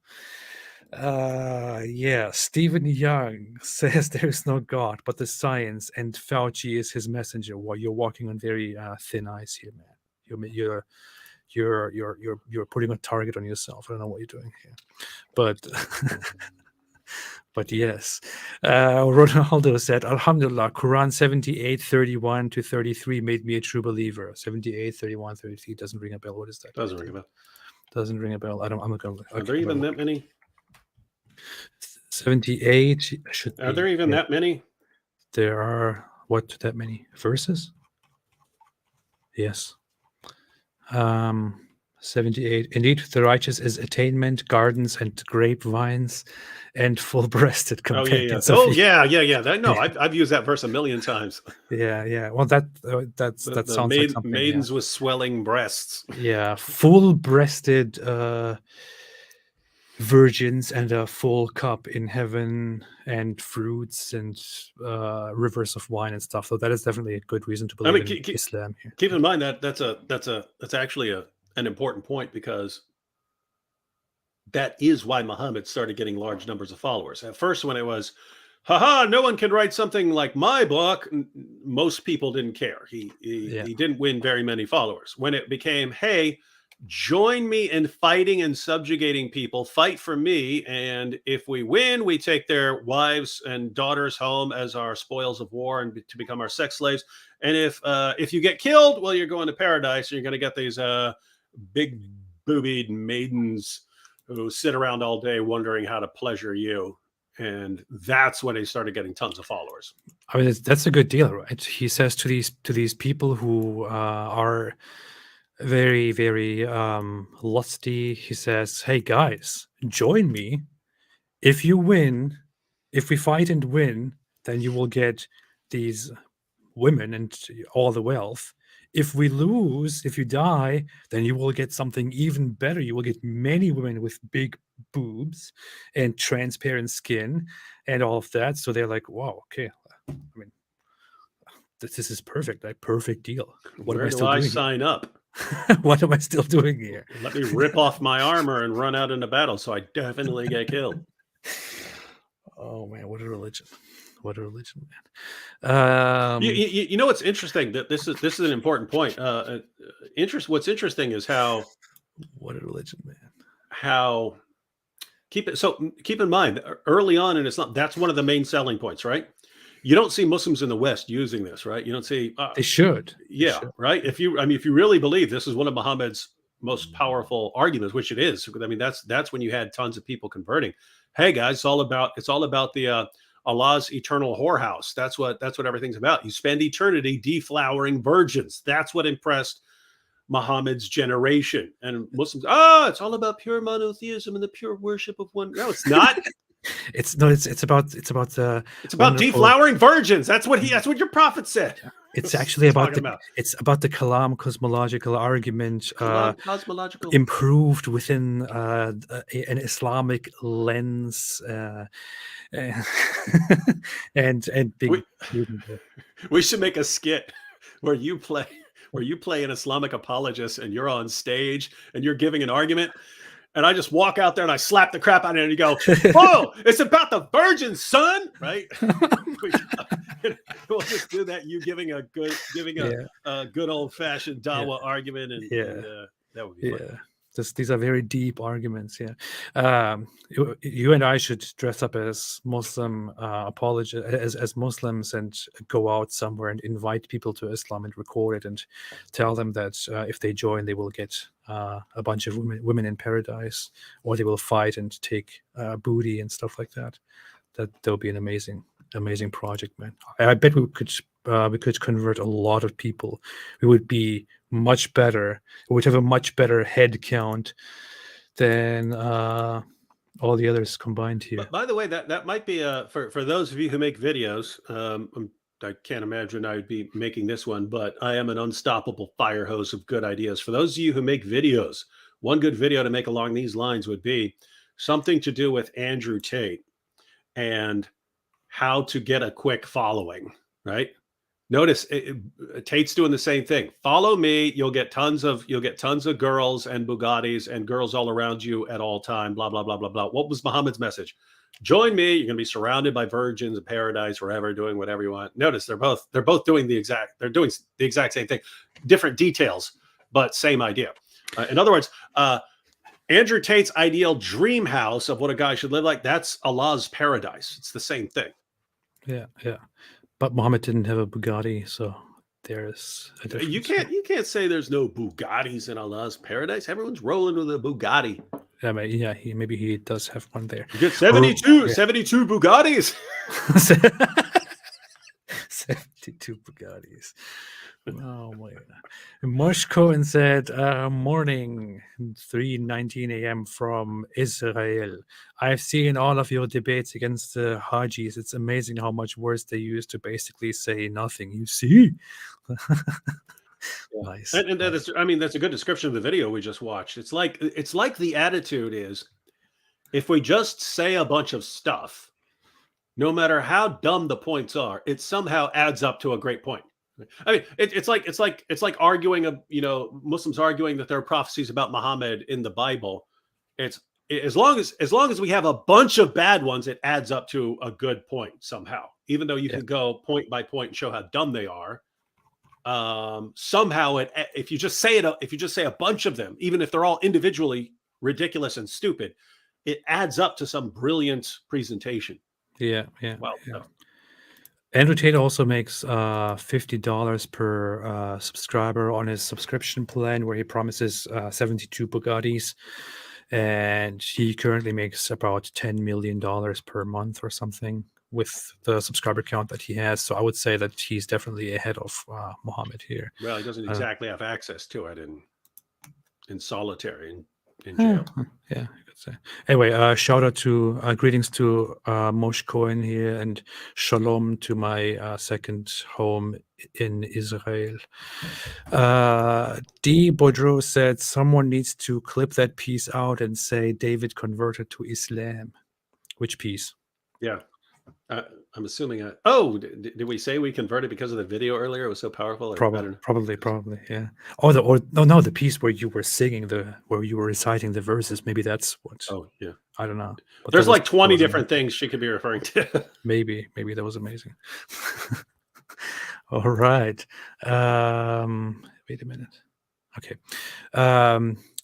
Jean Rossi said, Mental Hacker said, I prophesize that you will read this super chat. Oh, and you did. You just did. You just did it. He said it. That's way more powerful than Muhammad's prophecy about the Romans after it already happened. This guy is a prophet. And I just see that he also has a YouTube verification tick, which means he has an actual YouTube channel, which is interesting. Wow. So this guy is a prophet. Find this guy, follow him, fight for him, die for him, get virgins for him in heaven. Wow. You know what I learned over the weekend or over the last week, by the way? There's this rapper. He's dead now. But this rapper who was recently alive, I think by the name of Juice WRLD or something like that.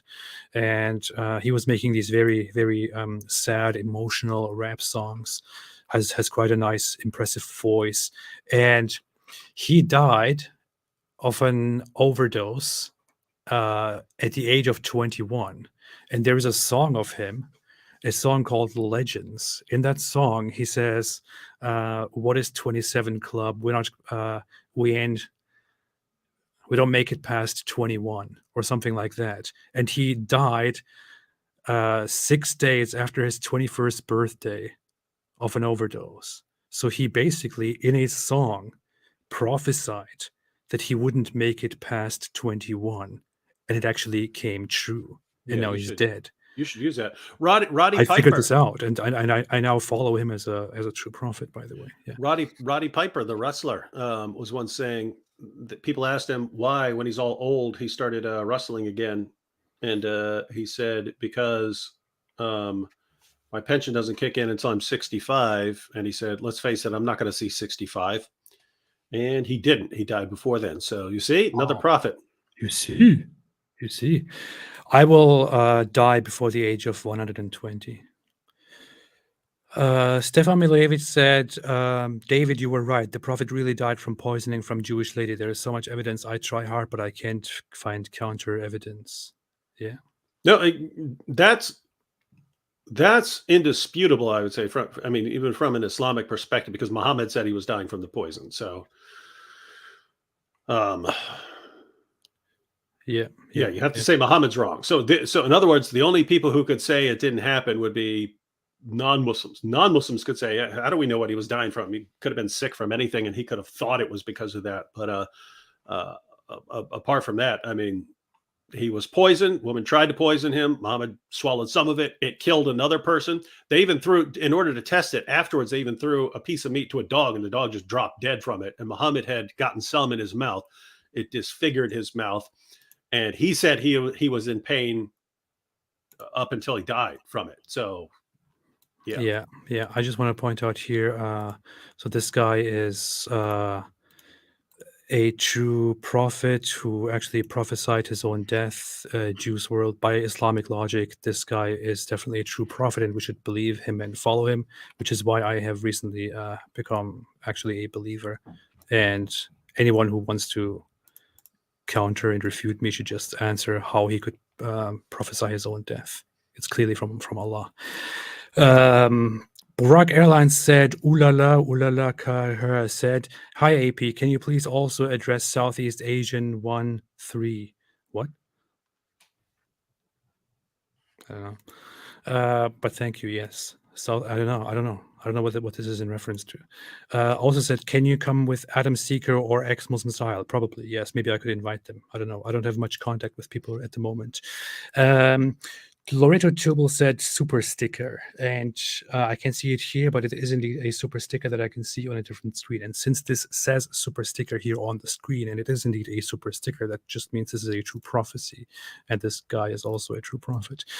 Death Culture said, some advice for debating Muslim apologists. I might be having my first live debate in a couple of months, namely want to focus on Quran and Muhammad specifically. I would say get ready for a lot of distractions, a lot of personal distractions, a lot of talking about nothing, and just make sure you stay on task and focus on precisely the matter at hand. There are so many sources, so many resources that you can find on channels like David Wood. Oh wait, David Wood deleted his channel. And Apostate Prophet and others. Yeah. And it doesn't look like anything is set so far. He says, might be having my first live debate, and that he wants to focus on the Quran and Muhammad. Keep in mind, which is shocking, most Muslim debaters are not going to want to talk about Muhammad and the Quran. They're going to want to talk about something else, which is interesting, right? Because all of Islam comes down to, the reliability of the Muhammad and the reliability of Muhammad and the reliability of the Quran. And almost no one wants to talk about that. They want to talk about everything else, but not that. If step one is getting them to agree. And the way I would go about that is issue the challenge to debate. Let's say was Muhammad a true prophet or something like that. And then people will turn you down. And then, ask, is there any Muslim willing to debate this? Is there any Muslim willing to come for a live debate and debate this? And so if a lot of the Muslim Dawah guys don't want to do it, great. Find someone who will. Find someone who's got some confidence to stand up for Muhammad. Even the great Muslim apologist and debater, the Honorable Ali Dawa, for example, when we were talking about debating, which he challenged me to initially, he would not agree to a debate that is not about something else besides Islam. So he forced me to accept the debate, which was like atheism versus Islam. But then in the end, he made many excuses and stepped out of that debate as well, and then challenged me to curse myself in front of a live audience if I am lying about Islam, which I also did, but nothing happened. So very interesting stuff, these Muslim apologists. And also keep in mind along those lines, I'm not talking about everyone, because there are people who are truthful, but a lot, let's say a disturbingly large proportion of Dawa guys and their followers do not believe they have any obligation to be honest with you at all. And a lot of them seem to view it as praiseworthy if they deceive you along the way. So just keep in mind with what kind of people you're dealing with here. Yep, precisely. All right. Please do Zakaria Bears Adnan Oktar Boom Boom Room. Oh. Well, nobody really knows Adnan Oktar outside of Turkey. Some people do. David might have heard of that guy. Wait, is that that guy who had a sex cult? Yes. That's like the Turkish Andrew Tate, man. But it was the same thing, because I went to his website once because someone is using it as an argument or something like that, and so was using something he said as an argument. I went to his site, and there were like 100 pictures of him. Like that's all I saw was pictures of him everywhere. It's like, this dude's a narcissist, but it's the same idea. Insane guy. No, he always had these girls sitting, these women sitting in his office and praising him. Notice all these hot girls with all this like way too much makeup on, but that is the exact same mentality as like Tate, and he was taken down, and the findings were that a lot of it was human trafficking and forcing those women, basically inviting them under different promises and forcing them to undergo surgery, to do different things, and then to stay with him and to do all kinds of work with him, and basically like blackmailing them. I can't tell who you're talking about. Are you talking about Tate? Or are you talking about? See, I was talking about that Muslim cult leader in Turkey, Adnan Oktar, and Andrew Tate is currently under investigation for the exact same things, and that I would say is just a coincidence. House of Hikmah made a super chat. House of Hikmah made a super chat of $9.99. Thank you so much, House of Hikmah. He's got the Hikmah. Yeah. Graze174 said, what is the Muslim response to Galatians 1:8? Seems like a pretty immediate falsifier of Islam to me. Is it less simple than I'm seeing it? What is it, David? Galatians 1:8 is the Apostle Paul says that if anyone preaches a different gospel, let him be eternally condemned. And the response there, ladies and gentlemen, would be they don't have to believe in the Apostle Paul. Although you can go back and find Muslims along the way who believed that Paul was a true apostle. Eventually, Muslims realized they had to blame someone because what you read in the Bible doesn't line up with what Muhammad said. So they had to blame someone. So a lot of Muslims blamed the Apostle Paul. Paul must have corrupted Christianity. And therefore, most Muslims would say, we don't care what Galatians said. We only care what like Jesus said, something like that. Yeah. Yep. And that is, of course, what you do when you don't have a way out of your very strange beliefs here. Sarah Rainey made a super sticker, which is a little kitty or something. Very nice. Thank you, Sarah. Always good seeing you here. Always been here for years. House of Hikmah said, hey guys, duet Trouble by Elvis because we know AP is an evil atheist. What?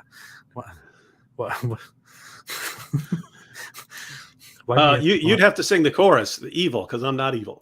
But I can do the if you're looking for trouble, came to the right place. If you're looking for trouble, just look right in my face. Right. And then you get to the chorus, and then he says, 'cause I'm evil, my middle name is misery. You got to sing that part. I'll sing the part about being trouble, and you sing the part about being evil. I would sing I'm evil because I am an atheist or something like that. Yeah. And Nanaverse, hi Nanaverse, nice seeing you here as well, said, on behalf of Orthodox Shahada, I emailed you. Get back to me when you can, yo. If you don't, on behalf of Yajuj and Majuj, I curse you. Thank you. I will look into it. Nanaverse, as always. Thank you. There was one more super chat here, which I cannot find for some reason here in my list. Pure disrespect to your supporters. Corley, which says, what is the beads AP and where is No More Prophet Tales? Prophet Tales is just my laziness, honestly.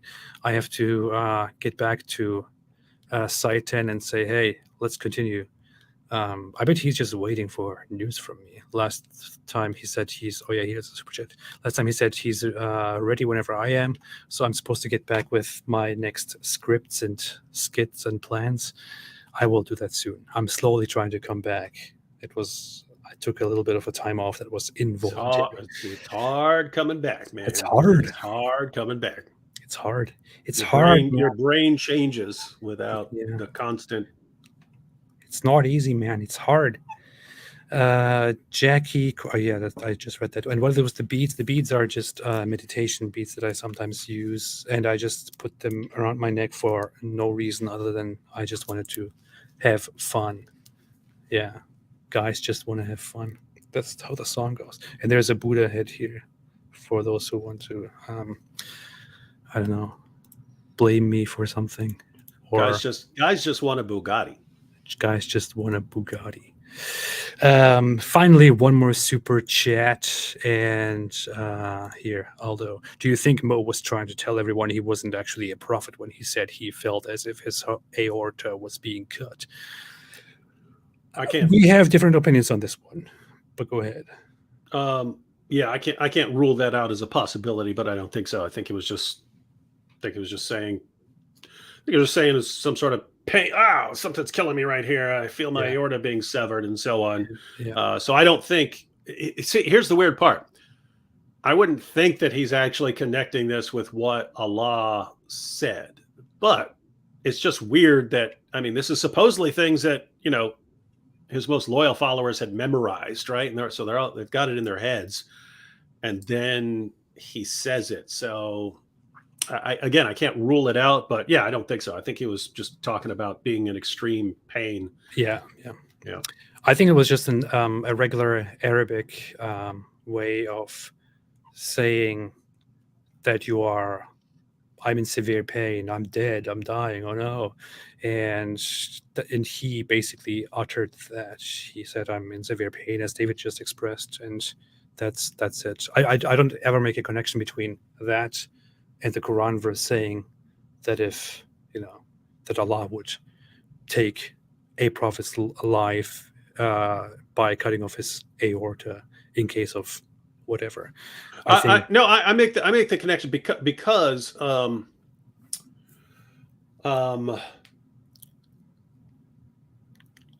as far as Muslims, if you're not a Muslim, right? We're pointing this out as a problem for Muslims usually, right?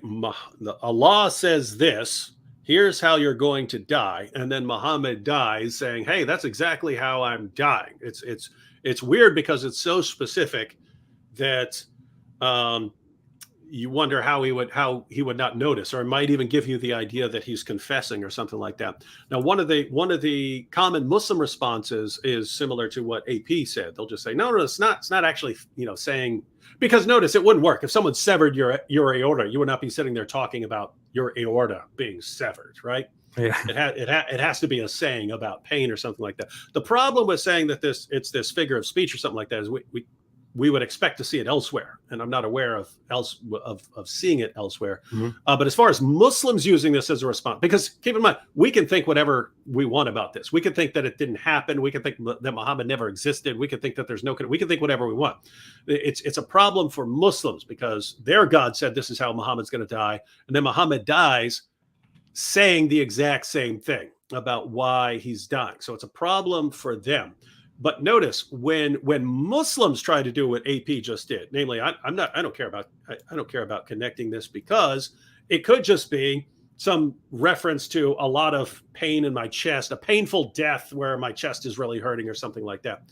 Well, notice if that was just a common idiom or something like that, then the same reasoning would apply. Allah would be saying, if Muhammad fabricates revelations, he's going to die a extremely painful death with his chest and stuff like that. But then that's how Muhammad said he would die. So all of this right here, what you have is really looks like, according to Muslim sources, that Muhammad died from poison, but indisputably so from Muslims because their prophet said it. Their prophet is the one who said he was dying from poison.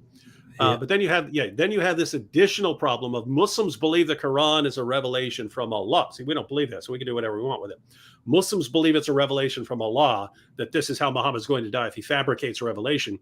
You also have passages like Tabari, volume 6, page 111, where Muhammad says that he fabricated verses regarding the satanic verses. And then you've got Muhammad saying that he died in exactly the way Allah said he would. And no matter how Muslims want to interpret the phrase, if they want to think it's specific, that it actually refers to feeling your aorta being severed, well, that's what happened. And if they want to think it's some sort of general idiom, it's still what happened. So either way, they've got the same problem. But yeah, the rest of us, sky's the limit with different conclusions we could come up with. But I would say, really looks like that's how Muhammad died. So whether you want to make a case that that should be connected with the verse, yeah, it's different. And notice there's this is a situation where Christians would be more open to the idea that those two are connected than an atheist like AP would, right? Because he doesn't believe there's a God to enforce this, whereas a Christian might be in the situation of, if this guy's running his mouth about Jesus all these years, and then he's also running his mouth about this is what God would do to me if I'm fabricating revelations. We believe that the Almighty could just strike this guy down and humiliate him in that way. So I think there's probably a lot more Christians who would be open to the idea that this was actually God punishing Muhammad for fabricating revelations. Yep. That's true. I agree with you there. And with that said, we want to put an end to this. We didn't want to go over 1 hour, and we are quite close to 2. Story of our lives. So yeah. Anyway, anything else that you want to add before we leave? You already said a lot. You already said too much because you talk so much. We make it 2 hours instead of 1 hour. Can't help but I should carry a little timer that tells me when I need to shut up. Yeah, I could just use sound effects here on my live streams. Right? And some people do that. I should do that too. Yeah. Anyway, when you show scripture support, they would resort to insult you, bro. Please explain to me about the Trinity, not the place, man. You can go and ask. Look at Nabil Qureshi. I don't know what that is supposed to be in reference to. I think it's nearly impossible for you to, mainly for David. I'm always on time. I always do everything exactly as planned. Later, AP and David Wood don't watch the new Matilda movie. What is a Matilda movie? I did not know there was a Matilda movie. I have no idea what Matilda movie is in reference to, and what Matilda is, and what a movie is. Little warning: do not let this man talk freely. I don't know who you are talking to and about. Why am I attracted to the Prophet if Islam is false? This is actually a very good question. With that said, I think we are done here. Too much internet for today. Thanks everyone for watching. Have a fantastic day. And as always, stay away from Islam. Do what he said.